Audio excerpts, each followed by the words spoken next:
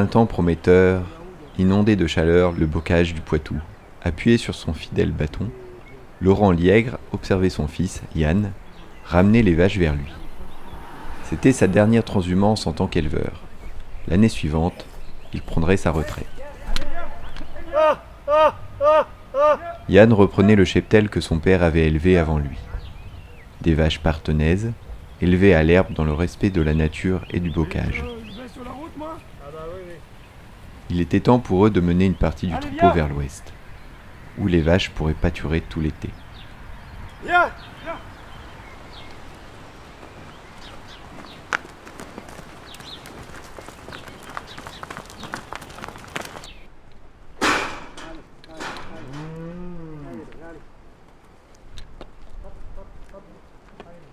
En 2001, on a arrêté les chèvres, je suis resté avec les vaches, et puis en 2006, Yann a commencé à parler de revenir s'installer avec moi, donc il fallait qu'on trouve une solution sans agrandir sur la même surface, sur la même superficie. C'est là que l'opportunité du marais s'est présentée. Ça permettait de faire du stock de fourrage chez nous, en bio, pendant que les vaches étaient parties manger là-bas. Parce que le problème du fourrage en bio, il faut le trouver, c'est pas forcément donné financièrement. Donc voilà, c'est l'opportunité du marais, elle est arrivée comme ça. Le marais, ou le communal. C'était ainsi qu'on appelait cet espace sauvage de l'Ouest.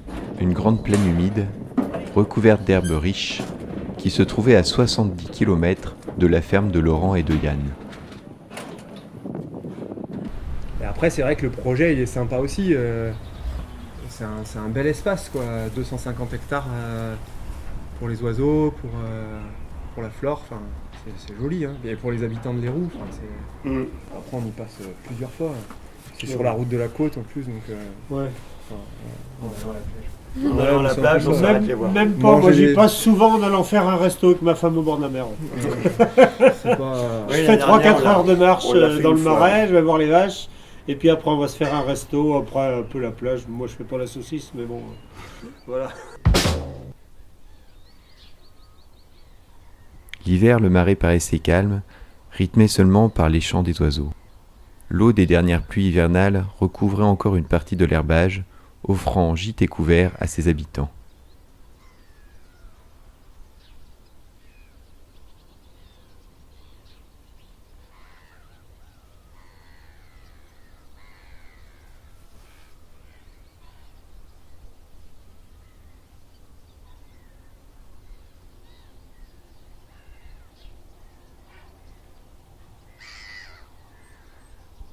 Rien ne laissait présager du débarquement à venir.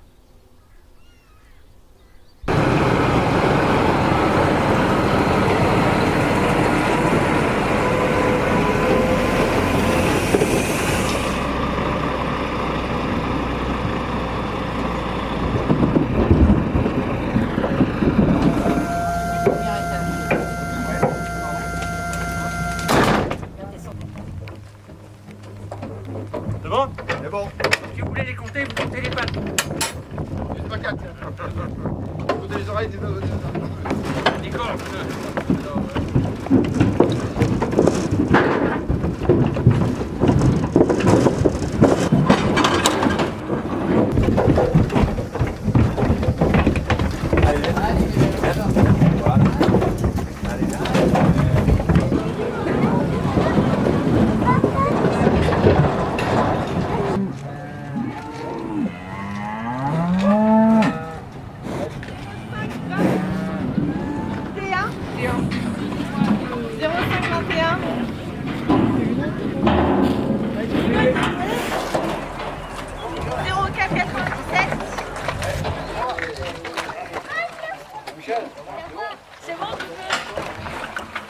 On va pas y aller.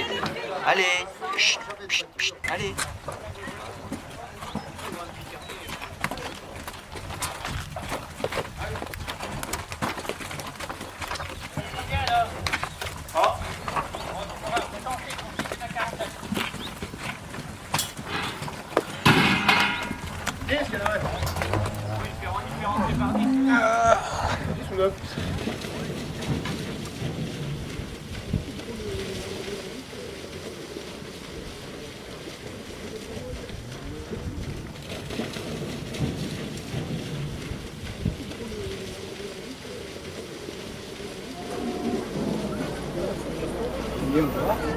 T'es arrivé?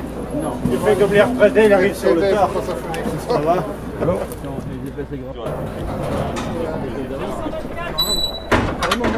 Puis non, puis je me suis fait chambrer l'année dernière, j'avais intérêt à emmener à boire pour arroser ma retraite, donc j'ai emmené une caisse de vin blanc pour les amuser.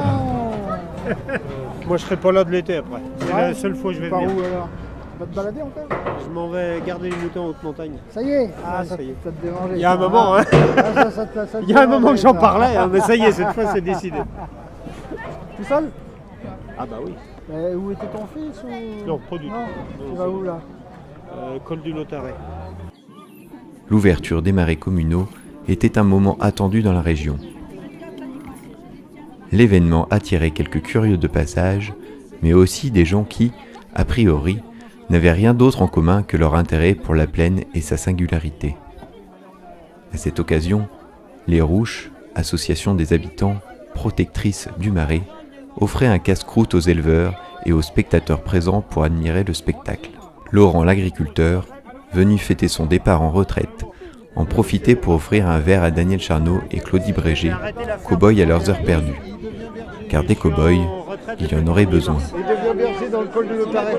Non mais j'ai 62 ans passés. Hein. Mais j'en avais très envie, donc si je le fais pas maintenant, je le ferai jamais. Quoi. Je le ferai jamais. Ouais, 1200 brebis. Non mais, alors là, j'ai vu avec Thomas, 500, 1200, c'est pareil. Mais je veux dire, ça s'improvise pas, ça, quand même. Enfin, je veux Oh, dire, quand on est éleveur. Hein. Bon, je vais ranger mes bouteilles. Vas-y, t'as raison. Vous en voulez peut-être d'autres? Non, c'est bon, merci.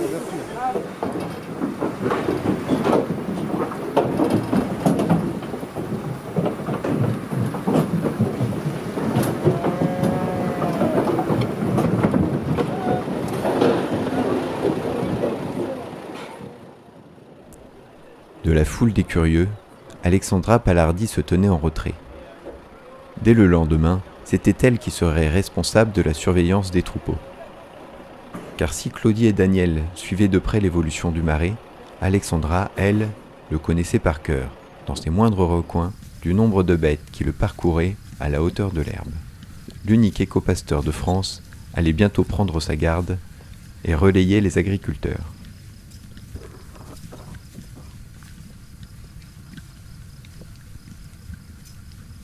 Au début, c'était un peu compliqué. Il fallait qu'on démontre notre travail, quoi, qu'ils comprennent qu'on servait à quelque chose, en fait. Et puis bon, je suis une fille, quoi, donc il faut faire sa place. Ça, c'est pas évident, mais...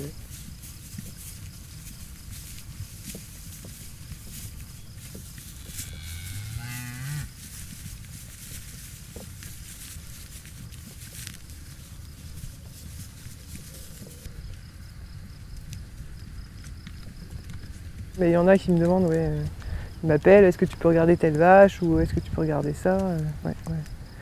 Bah, c'est pas plus mal, hein, ça veut dire qu'il y a un échange et que je sers vraiment à quelque chose, quoi. C'est un rapport qui est quand même... Et ça, c'est de plus en plus qu'au début, on n'avait pas trop ça. Mais maintenant, oui, ils comprennent bien le service, je pense. Enfin, faut leur demander, hein, mais...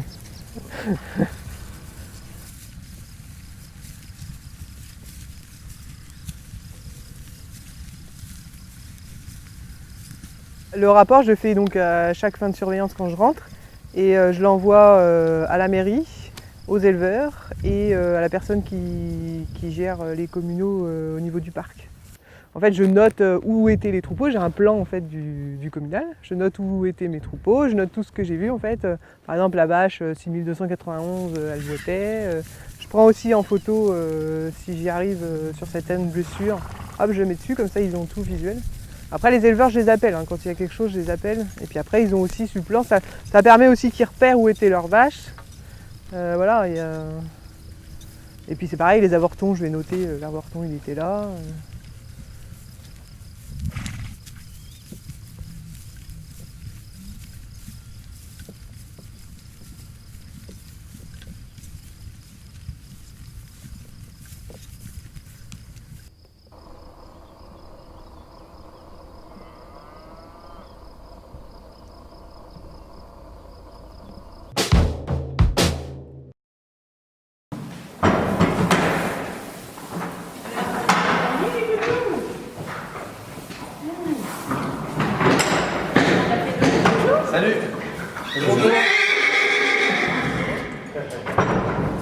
Tandis que les vaches paissaient sous le regard vigilant d'Alexandra, au haras national de La Roche-sur-Yon, débarquait une compagnie originale, les cow-boys. Ils étaient en charge de rassembler le bétail à la fin de l'été. Mais pour cela, ils devaient d'abord prouver qu'ils en étaient capables. L'AVET, Association vendéenne d'équitation de travail, mit alors en place une formation composée de 3 modules qui devaient aboutir sur un examen final.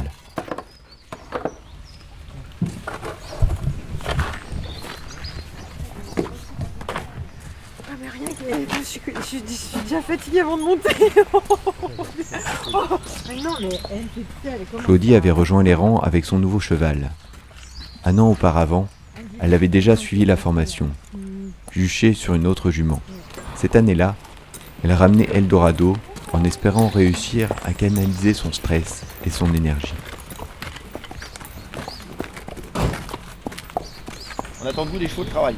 Donc entre autres, des chevaux qui tiennent tranquilles à côté de vous quand on a besoin de faire un petit briefing ou faire quelque chose. Je pense à certains chevaux là qui sont un peu agités, qu'on tient très court et qu'on sonne un petit peu comme ça dans tous les sens. C'est pas forcément la meilleure méthode. On verra peut-être comment occuper notre cheval pour qu'au bout d'un moment il puisse rester là tranquille pendant qu'on débriefe. Des chevaux un petit peu sociables. C'est la petite grise là qui latte un peu quand on s'approche trop près parce que il y a pas mal de moments où on a besoin d'être un peu au contact des autres, où on va créer des occasions. On est un petit peu au contact, même si ça bouscule un peu, il ne faut pas que ça se fâche, il ne faut pas que ça morde, il faut que ça tape, pour des raisons évidentes de sécurité. Donc mine de rien, ça demande un boulot relativement exigeant sur le cheval, au niveau de la disponibilité. Pour ce premier module, tu vois des choses à ajouter un petit peu? Non, là c'est bien, là tu as fait le tour du truc. C'est vrai que ce qui est important, c'est ça, c'est cette disponibilité à toute épreuve en fait. Se retrouver dans une situation, savoir la gérer, savoir le contrôler et pouvoir compter sur son cheval comme un pote de tout le temps. En fait, il doit être avec nous et tout le temps, on doit l'avoir à côté de nous et puis simplement. Voilà. À la limite, pas avoir besoin de s'en occuper quoi. Voilà, c'est ça. Voilà. Son cheval, il est comme voilà, je sais pas, quoi dire, enfin, un petit à côté, mais qui bouge pas, qui est là, t'es couché, t'attends, tu vas là, paf, c'est là. Voilà, il doit être avec nous.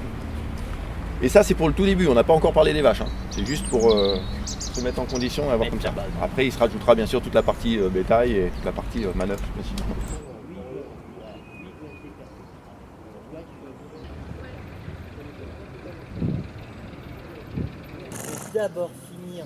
Encadré par 3 professionnels, Christophe Arnaud, Didier Dubo et Éric Flacher, les autres cow-boys étaient des bénévoles, passionnés d'équitation western et de grands espaces. Ils étaient architectes, aides-soignantes ou secrétaires en semaine et revêtaient leurs Shinx et leurs Santiago le week-end.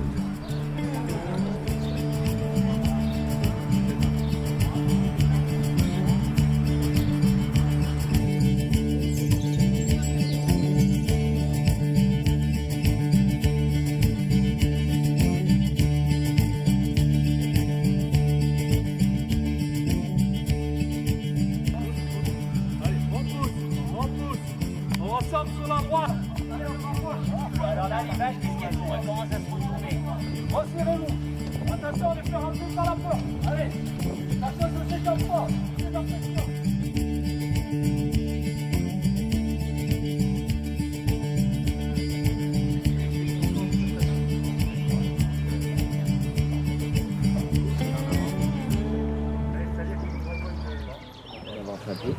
Avance tes mains, laisse glisser ta main gauche sur la barrière, laisse-la glisser. Attends, retiens avec ta jambe droite. Remets-le à sa place avec ta jambe droite. Non, ta jambe droite, voilà. Colle ton cheval à la barrière. Colle ton cheval à la barrière. Voilà, et reste là, pose-toi. Recolle-le encore à nouveau. Encore. Encore sans plier. Voilà. Essaye de gérer ton cheval toujours droit sur ces choses-là. D'accord ? Donc ta demande, on recommence, je vais le faire, je vais te le redécomposer. Alors avec des barrières. Je vais te le redécomposer, d'accord? Du coup, hop, tu vas contrôler, bien, de droite à gauche. Donc ce boulot là de charnière est super. Voilà. Hop, hop, hop, hop, hop, hop, jusqu'au bout, jusqu'au bout, jusqu'au bout, jusqu'au bout, jusqu'au bout, crac. Vous prenez le pouvoir que vous avez avec vos jambes C'est super important, mais il faut vraiment vous en servir. Il faut vraiment vous en servir. Votre cheval, c'est dans tous les sens. Voilà, contrôle avec ta main droite. Hop. Pas trop d'effet de rêve, d'accord? Très doucement. Ok. Maintenant, moi j'aimerais bien que tu ailles jusqu'à là-bas, mais on reste là pour l'instant. Moins d'effet dans ta main droite, d'accord? Encore, grandis-toi dans ta selle. Grandis-toi dans ta selle, continue, encore, jusqu'au bout. Grandis-toi. L'autre main, elle doit être là aussi. Super. Oui, non, mais c'est parce qu'il est de très bonne composition. Mais arrête de toujours chercher des excuses. Hop.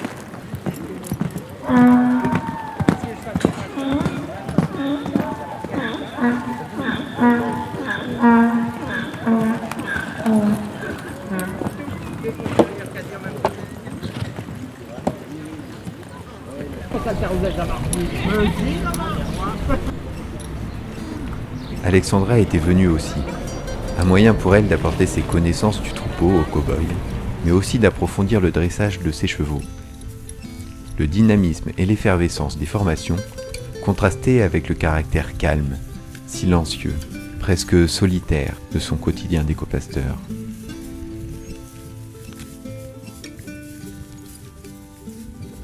Oui, bah oui, j'ai plein d'amis, j'ai des chevaux, des vaches. Mais je cause aux vaches. Alors, ça va aujourd'hui? Vous n'êtes pas blessés?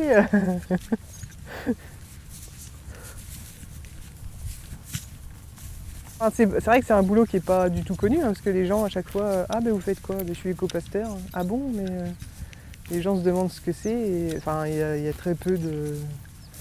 Par chez nous, il n'y en a pas beaucoup qui font ça, quoi. Mais non, je m'imaginais pas faire ça, mais j'aime bien.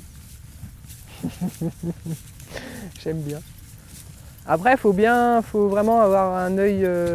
En fait, je viens ici, il faut que je me mette à la place de l'éleveur qui viendrait voir ses vaches. Il faut vraiment avoir l'œil de l'éleveur, quoi, en fait.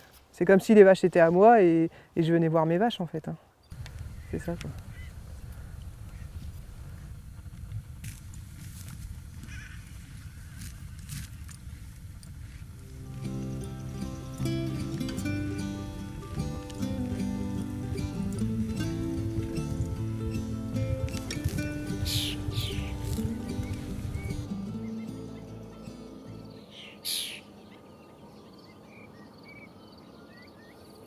Vieille de plusieurs siècles, patrimoine riche et ancestral, l'histoire des communaux datait de bien avant la conquête de l'Amérique.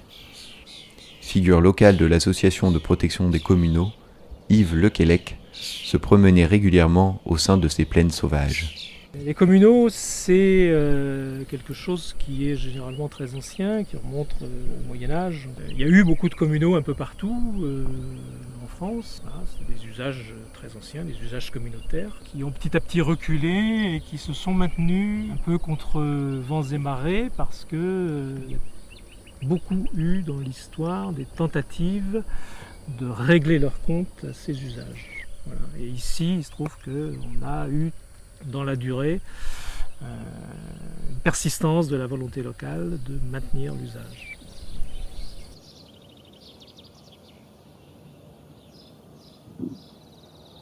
C'est un milieu qui inonde, mais du coup quand il inonde, c'est le royaume du pêcheur et du chasseur. Quand l'eau s'en va, ça devient effectivement le lieu qui permet d'élever du bétail, même si on n'a pas de terre.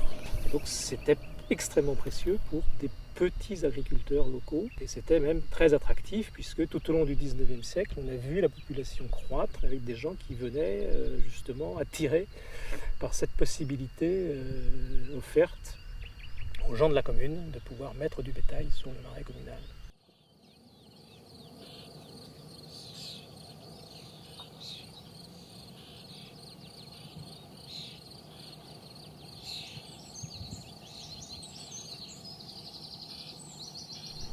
Et elles sont curieuses, ouais, quand il y a du monde dans le marais, généralement, elles viennent au contact. Ouais. Même que les chevaux, d'ailleurs. Dans les années 60, de nombreux marais communaux disparurent. Vendus, morcelés, le système d'exploitation traditionnel fut abandonné. À Léroux, avec le départ en retraite d'une génération d'agriculteurs, les petits éleveurs disparurent. Ceux qui restèrent possédaient de grandes exploitations laitières pour lesquelles le pâturage collectif ne présentait pas grand intérêt. Et donc à l'époque, on a été un certain nombre à se mobiliser ici. On a créé une association qui s'appelle l'association Les Rouches. Et une de nos actions dès le départ, ça a été de démarcher des éleveurs extérieurs à la commune qui ne connaissaient pas ce système de communal, mais qui pouvaient potentiellement être intéressés. Et donc on est allé au contact d'éleveurs du bocage, leur présenter ce que c'était que cette immense parcelle-là. Certains paysans, comme Vincent Rousseau, qui s'associa à Laurent et Yann, ne savaient trop à quoi s'attendre en mettant leurs vaches dans la plaine. Tu vois, j'ai eu peur un petit peu au début. C'est vrai que c'est une grande surface avec beaucoup d'animaux. Bon, on apprend un petit peu des fois, on se dit bon, comment elles vont se comporter mes vaches comme ça. Non, comme c'est grégaire, de toute façon, elles sont faites pour vivre en troupeau, donc il n'y a pas de problème. Non, c'est qu'il y a des chevaux et tout, donc j'avais peur que mes vaches soient un petit peu trop... elles ont quand même un petit peu de tempérament, quoi, donc pour cohabiter avec les chevaux, On l'a vu tout à je l'heure. trouvais ça... voilà, quoi, mais bon, non, ça va, elles sont parfaitement adaptées, elles trouvent ça pas mal. Dans le marais communal de l'Héroux, il n'y eut bientôt plus de bétail local. Un véritable système de transhumance moderne se mit en place avec des éleveurs venus du bocage, depuis le nord de la Vendée et des Deux-Sèvres. Cette nouvelle organisation permit de maintenir l'activité de pâturage et de rétablir l'équilibre entre le maintien d'une activité économique et celui d'une biodiversité remarquable.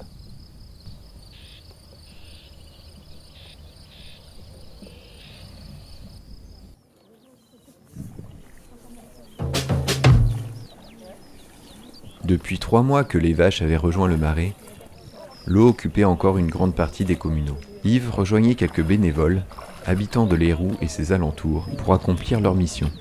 Une plante invasive, la jussie, ne devait pas coloniser les zones immergées du marais, au risque qu'elle ne remplaçât la flore d'origine. De plus, l'espace gagné par la jussie était perdu pour les bovins qui ne la pâturaient pas. Tous les jours. Je passe ma vie à ça. Je dis c'est un emploi à temps plein. Et il y a des endroits, les fossés sont complètement comblés, il n'y a plus rien, il n'y a plus d'oxygène. Ça étouffe le reste des plantes, donc à longue échéance, on pourrait, enfin on ne souhaite pas, mais on pourrait penser que le marais risque d'être... Oui. On n'en est pas là, mais... Vous voyez déjà... Déjà toute cette partie-là... Ça va à une vitesse phénoménale. C'était une plante... On arrive juste à la maintenir pour l'instant. C'était une plante ornementale de bassin. D'aquarium, et puis ça a été jeté comme ça dans la nature. Et puis, il n'y a plus rien. Et puis... Là, c'est un protocole d'expérimentation, puisque les carrés sont faits pour voir comment ça évolue, justement en arrachant. Il y a différents principes. Mais là, parce qu'effectivement, là, on arrache là, mais le tour, pas fait, ça va regagner là aussitôt, non? Quel est l'intérêt? C'est pour ça, c'est un petit biais des expérimentations qui n'a pas été pensé au tout début. Ça dépend des placettes, vous voyez ici il y en avait beaucoup et là-bas il y en a quasiment. Oui, mais il n'y en a pas dans les placettes non plus. Oui, c'est pareil. La présence de la jussie était d'autant plus problématique qu'elle s'adaptait en prenant une forme terrestre, envahissant les pâtures en plus des zones inondées. Soucieux de l'avenir de leur marais, les habitants s'associèrent à des scientifiques de Rennes pour développer un processus d'expérimentation. Ils cherchèrent plusieurs solutions pour lutter contre la jussie. L'arrachage manuel en faisait partie.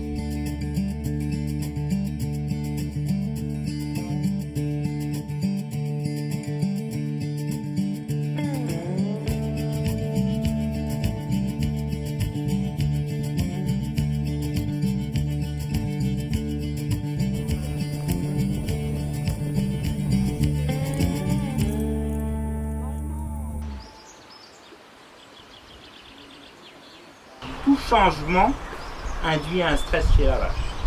Donc le simple fait que vous y alliez et qu'elle vous voit, ça induit un stress. D'accord ? Okay. Donc dans les interventions sur les bovins, On va faire attention à cette espèce de petit curseur qu'on pourrait symboliser comme une petite aiguille. Il ne faudrait pas que ça passe un certain stade. Si ça passe un certain niveau, elle pète un boulon, le fusible il claque, et puis là ça devient très con. D'accord? Donc ce facteur stress peut redescendre facilement, il faut laisser le temps à la vache de s'habituer, c'est tout. J'attends, je reste là, j'attends, je patiente, et voilà. Et je peux refaire autre chose. Si par contre, je rentre, je n'attends pas, le facteur stress est là, et j'ajoute quelque chose, tac, voilà, c'est mort. Bah, très con, ça peut aller d'une vache qui prend panique, qui tape dans des barrières, voilà, les vaches, les 10 qui sont là. Voilà, soit, alors on peut avoir soit un instinct de fuite dans le comportement, soit un instinct d'attaque. Ce niveau de stress doit absolument descendre pour qu'on puisse gérer les vaches de manière correcte et en toute sécurité, et pour vous et pour les vaches. Pour les cow-boys et leurs chevaux, il était temps de faire leurs armes. Première approche des vaches pour certains, il s'agissait d'un troupeau de génisses, plus jeunes et plus petites que la majorité des bêtes qui s'ébattaient dans le marais. L'idéal pour s'entraîner, comprendre leur comportement, leurs instincts et leurs réactions. Les consignes étaient simples. Séparer une vache de son troupeau, l'emmener plus loin, l'empêcher de rejoindre les copines. Les règles, un cavalier seul face aux vaches. L'erreur qu'on remarque souvent, du moins ça fait la deuxième fois qu'on le voit, c'est que là, il y a deux choses. D'abord, le cheval n'est jamais posé. C'est-à-dire que le cavalier reste tout le temps en tension sur les rênes. Tout le temps. D'accord? Et la seconde chose, éviter de biaiser en faisant des pas de côté au milieu du troupeau, en montant la hanche, chassant la hanche et de se tortiller dans tous les sens. Parce que le cheval finira par s'en servir contre vous, soit en fuite, soit en attaque sur les vaches. Donc là, tu roll back à droite, roll back à gauche, sans monter vers elle. Termine bien tes rollbacks, Voilà. Ne monte pas sur la vache. Stop.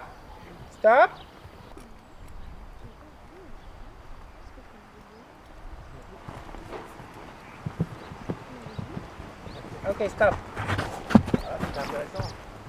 Bien obliger ton cheval à faire toutes les manœuvres. Tu vois, dans les rollbacks, on voit que les rollbacks sont partis en cacahuète parce que tu avais besoin de la rotation et puis plus rien. Il n'y a plus rien qui marche.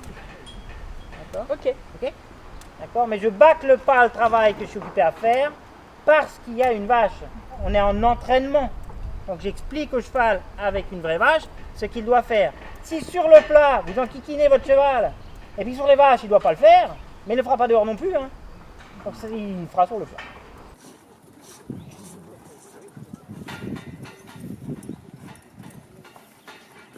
Je me suis déjà fait charger plusieurs fois, ça m'est arrivé, oui. Une vache qui avait un veau par exemple. Bon, généralement, quand elle me charge, c'est qu'il y a vraiment,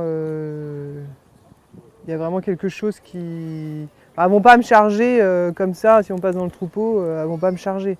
Mais si par exemple, une vache qui a un veau peut me charger, ou une vache vraiment blessée qui se sent attaquée, va charger.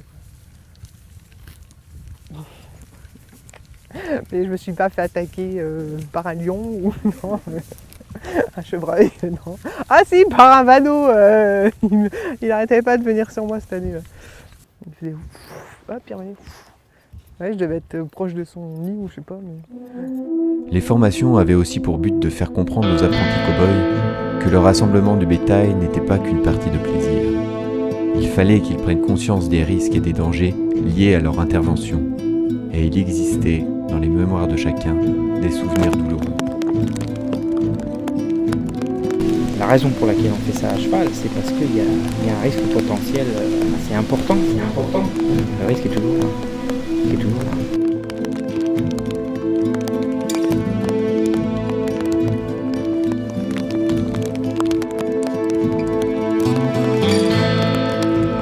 Simplement, la vache était à l'arrêt. Et donc je suis arrivé, j'essayais de regarder le numéro de boucle et un coup elle a chargé. Assez rapidement, sans que je fasse quoi que ce soit. Et on était à l'arrêt. On n'a pas eu le temps de réagir.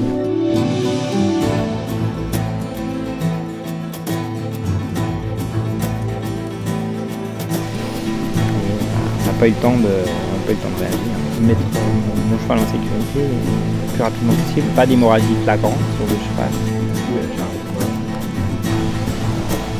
C'est impressionnant, mais ça va. Il n'y a rien de grave sur le cheval.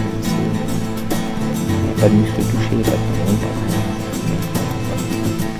Ça aurait pu être pire. Bientôt, la formation des cow-boys prit fin. L'été s'installait progressivement dans la plaine. Il était temps pour les cow-boys de faire leurs preuves. Connaissant le caractère anxieux de son cheval, Claudie s'était préparée pour l'examen final. Il faut que je prenne ça comme... pas comme une épreuve. Comme plutôt... quelque chose qui va nous faire progresser tous les deux. Alors déjà, si j'arrive à me mettre ça dans la tête, ce sera bien, et puis on verra. Moi, je me sens un peu plus à l'aise, si tu veux, au milieu d'un troupeau de vaches, que quand on fait horsemanship ou... je sais pas. Parce qu'il me manque beaucoup de base. Au milieu des vaches, je me sens mieux, en fait. Parce que si tu veux, quand tu es au milieu des vaches, t'oublies, moi je stresse un maximum autrement parce que j'ai l'impression de rien savoir faire, que j'ai l'impression d'être jugée, alors que c'est pas le cas du tout, hein. Je suis notée si tu veux. Alors qu'au milieu des vaches, t'as un objectif, c'est la vache. Donc moi je suis beaucoup plus sereine au milieu des vaches. Ça veut pas dire que je fais ce qu'il faut, mais je suis beaucoup mieux, je suis beaucoup plus à l'aise en tout cas. On atteint le but, si tu veux. Ouais, la plus grande difficulté avec Eldorado, parce que je pense qu'il apprend très vite, mais c'est de canaliser son énergie. C'est pas le travail avec les vaches, si tu veux, c'est gérer le contexte. Et il devient pas très sociable avec les autres quand il est en panique comme ça. Donc je trouve, pour moi, c'est difficile à gérer.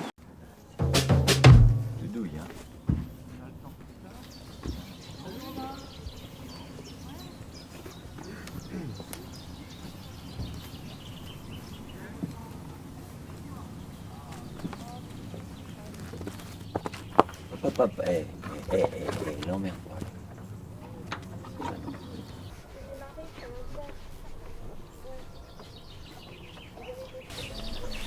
On va un peu juger les gens sur tout ce qu'on a travaillé sur les 3 modules en fait.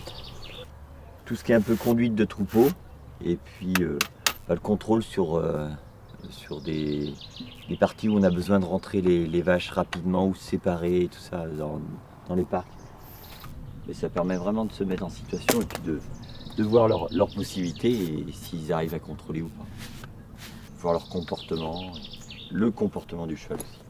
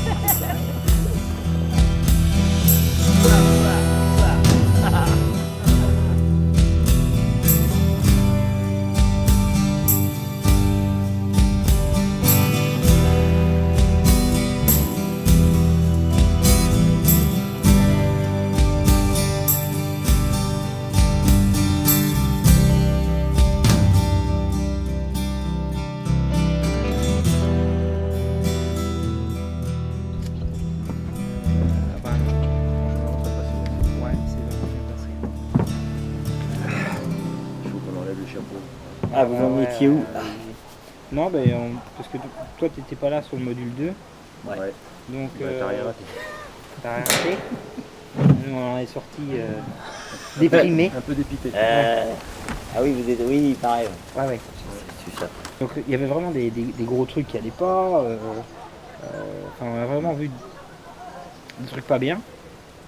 Donc, c'est vrai qu'au départ, quand sur le module 3 et 4, là, je me suis dit, ça va être galère. Et là, le bon, c'est super. Je suis vraiment très agréablement surpris. Moi, ce que j'ai vu aujourd'hui, je sais pas toi sur ton atelier, mais moi, ce que j'ai vu, c'est vraiment bien. Les gens en confiance, Grosse prise de confiance. et tu sais, des trucs qui marchent bien. Bon, il y a des petits trucs qui pêchent toujours un petit peu, mais grosso modo, des gens qui y vont, des chevaux qui suivent. C'était très propre. Alors par rapport à ce que j'ai vu précédemment, justement elle ose beaucoup plus, c'est-à-dire que les moments où je lui demandais de galoper, ça galopait vraiment, c'était pas propre. Dans la retenue, c'était beaucoup plus franc. Donc moi, ça fait 7, 8. Elle est à 23, comme les filles en fait. Et pourtant elle est à l'autre bout du tableau.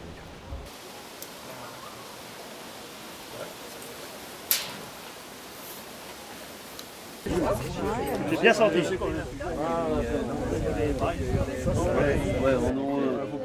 Non. On essaye de faire de notre mieux, puis c'est tout.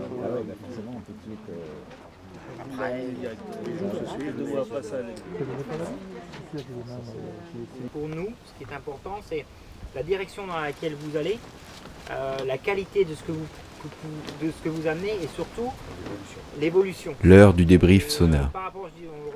Chaque cow-boy reçut une note, accompagnée d'une autorisation à participer au rassemblement du bétail. Vint le tour d'Alexandra. Qui compense le manque du niveau de dressage de son cheval et tout par le coup d'œil et par voilà, heureusement d'ailleurs, C'est ça qui te fait. C'est ça qui te sauve. Ouais, mais ok. c'est clair qu'il y a pas mal de gymnastique à mettre sur le cheval et du coup ça va avec le boulot sur tes mains. Pareil, cette main intérieure qui va toujours très bas chercher et tortiller ton cheval. Mais là typiquement c'est un exemple où le niveau du cheval est compensé par le coup d'œil du cavalier et du coup ça compense. Et dans les 3 jours, je trouve que tu as déjà progressé entre le premier jour et hier aussi, tu vois, beaucoup plus efficace aussi. Okay. Non mais j'avoue que de venir travailler ici, moi ça fait 10 ans que je fais des vélos.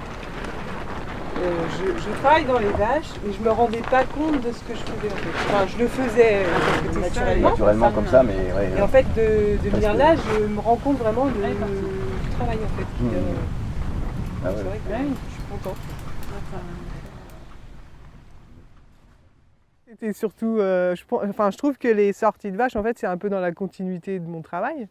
Du coup, d'y participer, oui, c'est la continuité, en fait, de ressortir les vaches. En plus, ça permet que je leur apporte, par exemple, la dernière fois, il y avait un veau qu'ils n'avaient pas vu, ou une vache qui boite, enfin, ça peut leur apporter des éléments en plus, quoi. Et puis moi, ça me permet d'avoir un apport technique en fait sur le dressage de mes chevaux par rapport aux vaches et tout. Bon, l'approche de la vache, ça je l'ai, mais après c'est plus savoir comment mettre son cheval par rapport à la vache. Bon après c'est vrai que les sorties de vaches c'est plus dans l'action que moi j'y vais vraiment, j'approche les vaches vraiment doucement pour pas qu'elles s'en aillent justement pour être vraiment au plus près. Donc après c'est une autre approche mais voilà. Quand l'été s'installait durablement dans la plaine et que le soleil asséchait le marais, les bêtes commençaient à manquer de fourrage. Les éleveurs devaient alors récupérer une partie de leur cheptel pour ne pas appauvrir la terre et permettre aux vaches gestantes de véler chez eux. Les cow-boys passaient à l'action.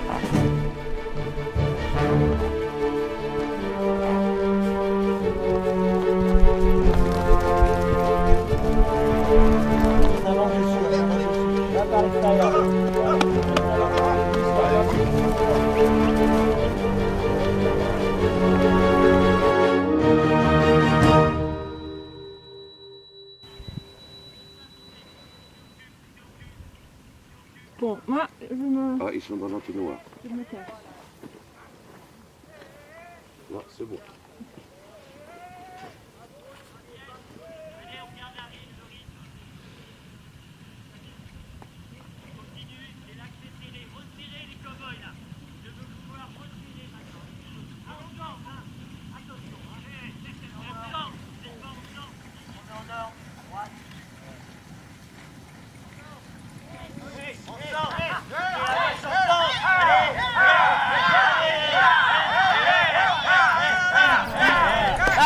Allez-y, mon Dieu! Ah! Hé, hé, hé! Ah,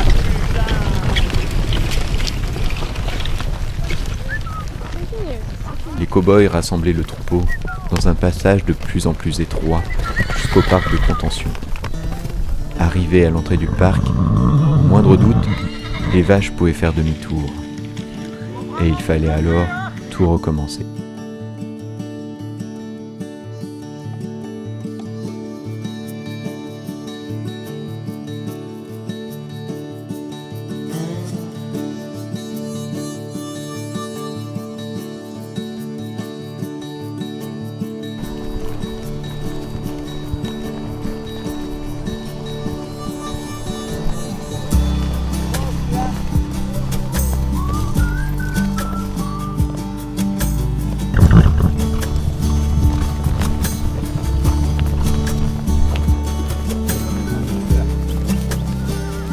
Hip, hip, hip. Allez, il y a beaucoup de filles là-bas. Faut y aller.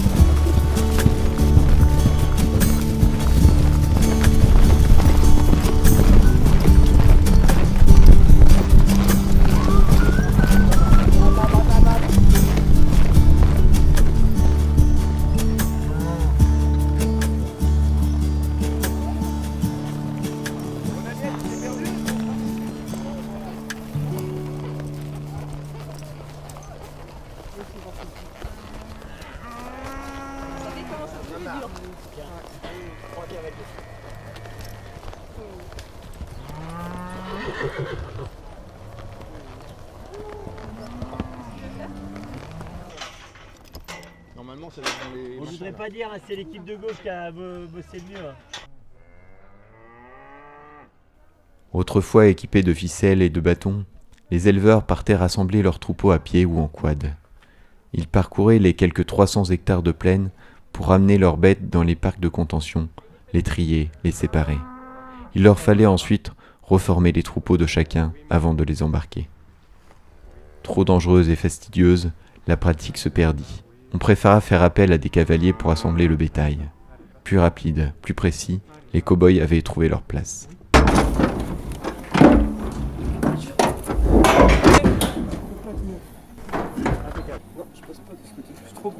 Hein?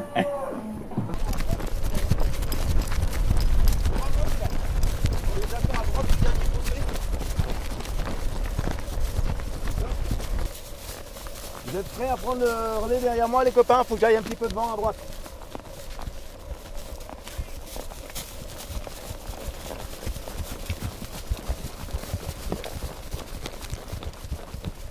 Ouais, non, parce que les chevaux, ça doit pas être si vieux que ça, même. Si, il y a très longtemps, ils avaient fait une fois, c'est des gars qui étaient montés de Camargue. Ah oui. Ouais, mais ça, il y a super longtemps. Et en fait, après, donc c'était un centre équestre de pas loin qui venait, mais. Mais les gars étaient pas. Non, les chevaux étaient pas assez entraînés et les gars pas habitués à conduire des animaux. Ils sont tous là, là? Il en reste plus?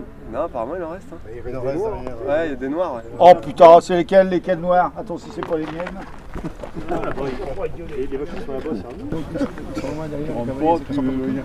Non, non, elles sont pas toutes là, mais de toute façon, comme ils font, ça rentrera jamais.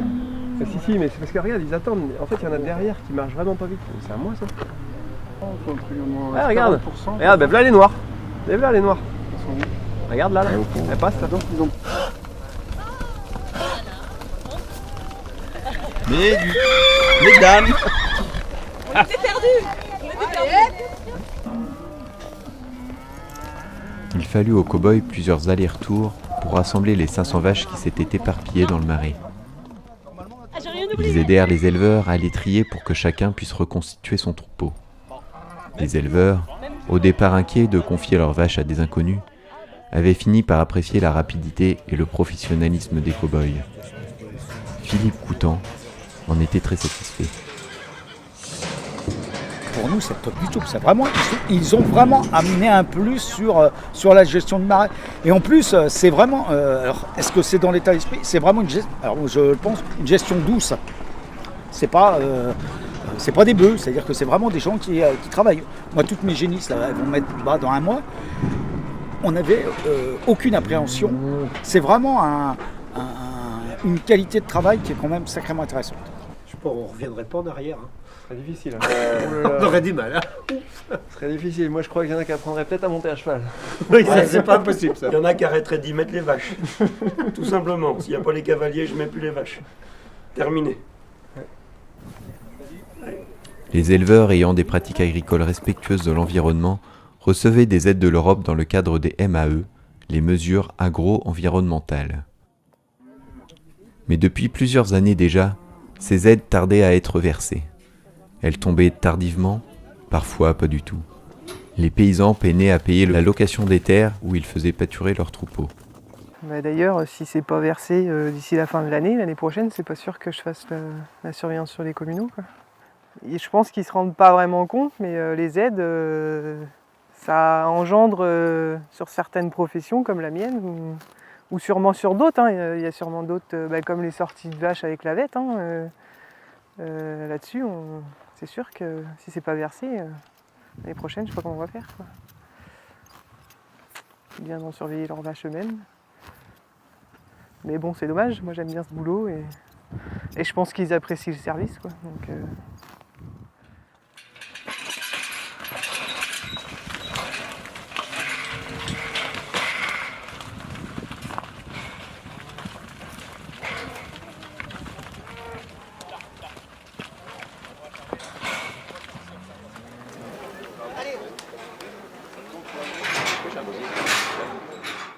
Une des choses aussi qui nous fait venir ici, c'est quand même le fait que vous avez pu remarquer qu'à chaque fois, il y a énormément de gens regarder la transhumance, voir les animaux. Donc on a un rôle important, c'est-à-dire qu'on a vraiment un rôle important dans la société. On a un rôle de nourrir la population, mais aussi d'animation du milieu rural. Et je trouve que cette approche-là, ici, est quand même intéressante. On crée du lien social, c'est-à-dire que vous voyez bien, entre les gens qui randonnent, les gens qui observent les oiseaux, les gens qui consomment de la viande, des gens qui consomment du paysage. Je pense qu'on contribue à pratiquer ce type de développement agricole. Ça justifie les aides publiques qu'on a. Parce que j'ai des aides publiques, je dois contribuer aussi à ce type de développement.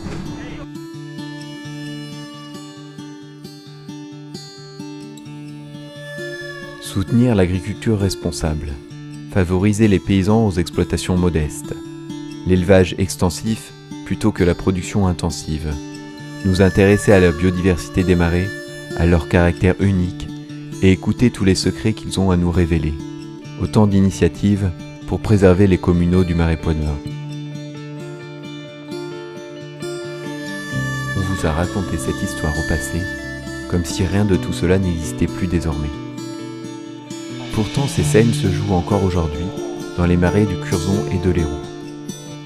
Seulement, si on ne les préserve pas, ils disparaîtront eux aussi, comme de nombreux autres communaux, emportant avec eux toutes leurs histoires, pour ne devenir plus qu'une légende qui commencerait par « Il était une fois dans l'ouest du Poitou ».